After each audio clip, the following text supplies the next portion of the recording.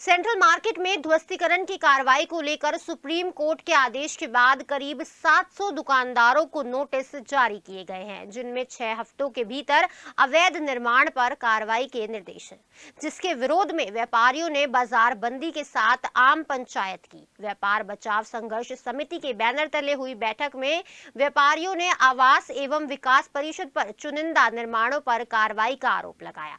नेता सतीश गर्ग ने दावा किया कि 22 दुकानों का ध्वस्तीकरण पहले ही किया जा चुका है और अब पूरे मार्केट को 15 दिन के नोटिस दिए जा रहे हैं। उनका कहना है कि सुप्रीम कोर्ट ने 90 दिन में नीति बनाकर राहत देने का विकल्प दिया था, लेकिन इसे लागू नहीं किया गया।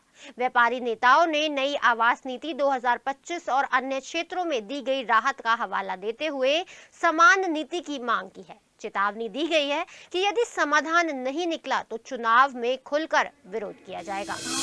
यहाँ राजनगर में जो व्यापारियों के साथ हो रहा है बहुत बुरा हुआ और अब जो होने जा रहा है वो उससे बुरा है। 22 तारीख को हमारे देश के माननीय प्रधानमंत्री और माननीय मुख्यमंत्री जी यहाँ मेरठ में आ रहे हैं।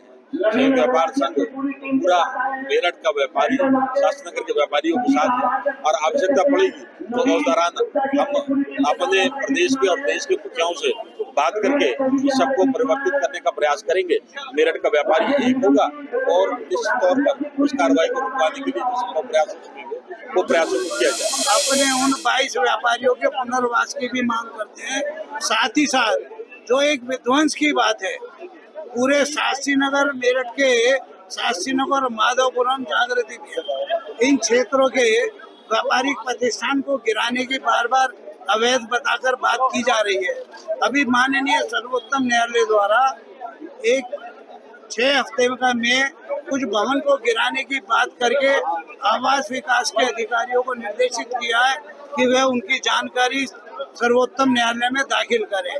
हमारा ये कहना है कि विध्वंस तो कितना कर लो, हम तो गिरानी 661/6 गिरानी, बाकी भी गिरा देना, लेकिन पहले उन अधिकारियों के खिलाफ तो कार्रवाई करो। अगर अधिकारियों के खिलाफ कार्रवाई नहीं हुई तो हम भी उन्हें बाकी भवनों को गिराने नहीं।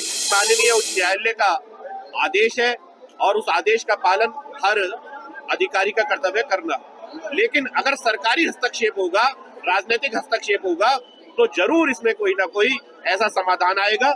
व्यापार बचेंगे, व्यापारी बचेंगे, उनके कर्मचारी बचेंगे और उनका रोजगार बचेगा, उनका परिवार बचेगा। निश्चित तौर पे आज कंपटीशन का जमाना है, बहुत प्रतिस्पर्धा है, बड़े बड़े उद्योग हमारे सामने खड़े हुए हैं, बड़े बड़े इंडस्ट्रियल हमारे सामने खड़े हुए हैं। एक छोटी सी दुकान चलाना कोई आसान काम नहीं है और उसके बाद हमें ये सब चीजें देखनी पड़े तो ये और ज्यादा मुश्किल हो जाता है। तो हम लोग संयुक्त व्यापार संघ, संपूर्ण संयुक्त व्यापार संघ और मेरठ का संपूर्ण व्यापारी आज इस आंदोलन में अपने शास्त्री नगर के सभी व्यापारी भाइयों के साथ खड़ा हुआ है और जैसा आदेश ये सभा करेगी उसका अक्षर से हम लोग पालन करेंगे।